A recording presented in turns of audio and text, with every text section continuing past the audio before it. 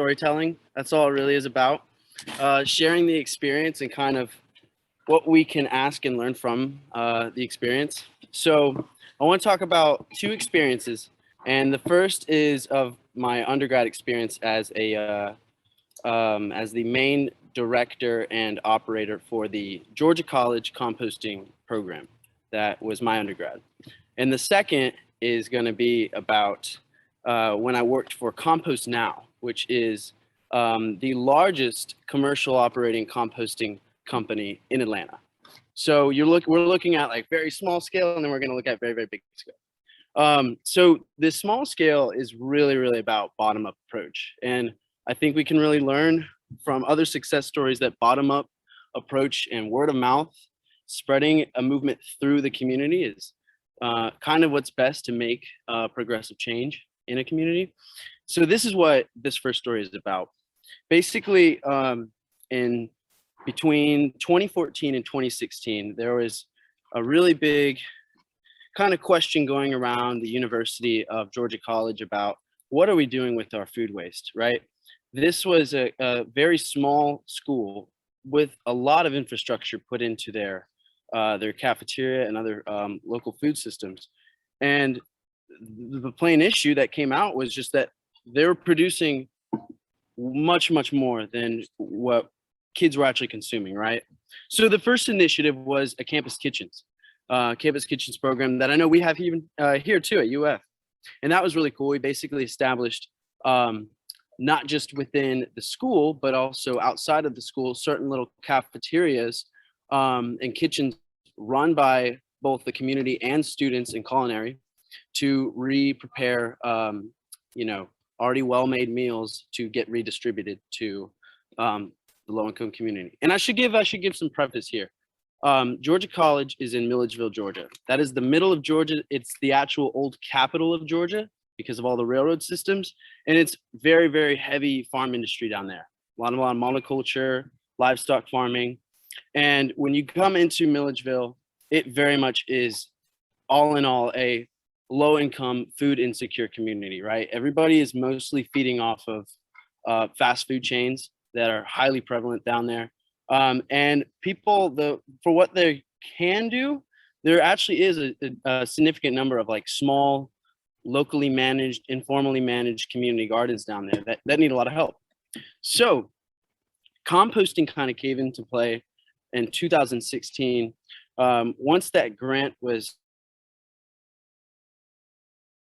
finalized and processed and we had the money, we spent $100,000 on the like concrete and other like basic infrastructure for our composting facility, and then another $80,000 on a bioreactor, which is basically a big drum turning system. And the bioreactor was really cool because we could essentially very easily control the oxygen intake, the water intake, and our nitrogen carbon intake. And it was obviously a growing process, right? We were constantly changing methodologies so that we can meet a very, very good nitrogen to carbon ratio. And that was always a growing process. And add to the fact that you have food that does tend to change in its contents as well. So like how much water actually is the food waste we're collecting and how much water is present in that. So very much an always dynamic system. But all in all, we after about 2 years of like just ongoing process changes and seeing new faces, we finally started to create some stability here and had a really, really good team. We had our team was essentially myself as the director and another gentleman who's also environmental science major. And we were like the co-operating gentleman behind the image. And then we had secondary management systems of volunteers and clubs that were related to sustainable systems. So environmental science was in there a lot. Our farming education program was also in this a lot. And it was basically just a collaboration of bottom-up management, right? Spreading the word around and getting people more affiliated with composting. Now, the real juicy part here, and this is kind of where this is where like a lot of my passion really stems from, is this one moment in this story, right?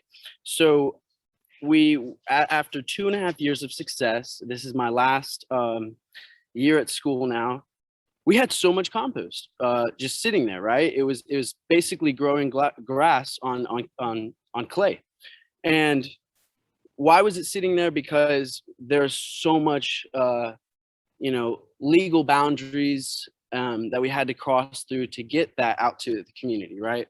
A lot of waiting for test results and things like that we didn't really have any control. We could do our own tests, but to what authority do we have to say that our tests are legitimate and that the compost is good? So we were waiting on test results, but meanwhile we're still doing this process, and we have so much compost building up. So what happened? Well, actually one day the same guy that was who's the other director, his name is Evan Hearn. He and I were just riding our bikes as we usually do on the weekend, and we were going through certain little neighborhoods, low-income communities that we know kids don't generally go to. They're not generally safe at night, of course. And I might need to preface this as well. In Milledgeville, there's a huge disconnect between the whole Arkin community and then this little bubble that is Georgia College, right? Georgia College is predominantly 90% white. The rest of the community is predominantly colored, right? You have a lot of privileged kids driving BMWs and whatnot. And then you've come out of that and you've got most people either walking, on bikes. You get the point. So there's very much this like, I don't talk to you, you don't talk to me, we don't associate with each other. We're trying to break that, and we did here.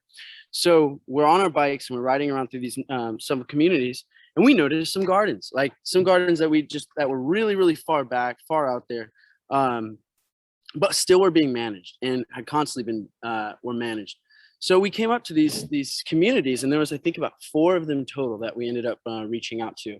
And we basically said, like, hey, this is really cool what you're doing. Why are you doing this?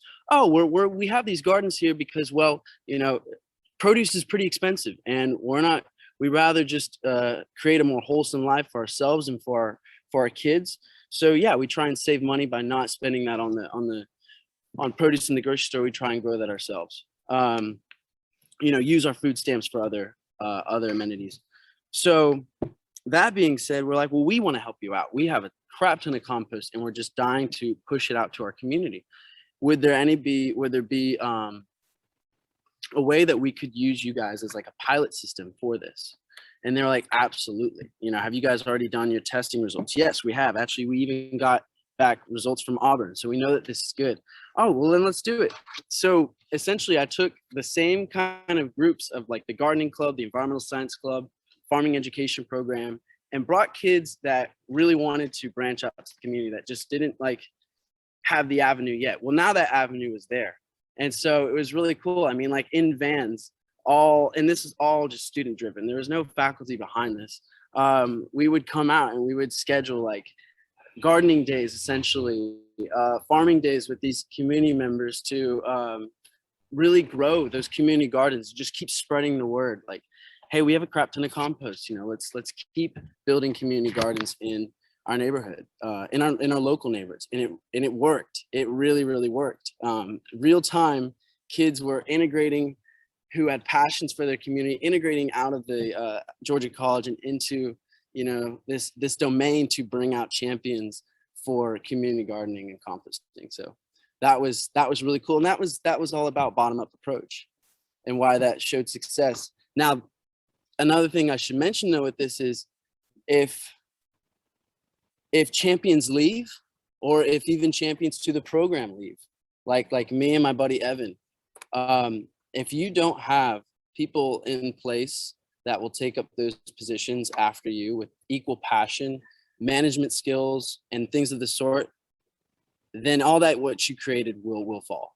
And it's really sad because after leaving Georgia College, I would try and stay updated with anything going on in the program, and very much for the last 2.5 years I've only been hearing more decline in this, lack of activity in that. And you can obviously say COVID has a huge role to play in it, but outside of it, it's just because there's a lack of those champions there. And I've asked the question, like, where are these people? Well, they moved, and so there goes that avenue of like word of mouth that we had established earlier. So there's that. Any questions so far with that first story? Because that pretty much sums up the first story. No? You didn't interact with like younger kids in the group. We did actually interact with younger kids. We to interact with the younger kids, we actually went through a number of K through 12 schools that we already had pre-established connections with Georgia College. Georgia College had what's called an academic outreach program where they get STEM students to go out to local K through 12 schools and essentially teach STEM or teach natural sciences. Well, we basically just took that same platform and went to the same exact connections of schools and said, hey, can we teach you composting? Can we teach you community gardening? And sure enough, we had two of those K through 12 schools that we partnered with that fully got invested to it, fully started community gardening by 2017 and still going on today. And they even helped out create like some of the engineering departments wanted to help create like sifting mechanisms for us so we could really easily get through contamination.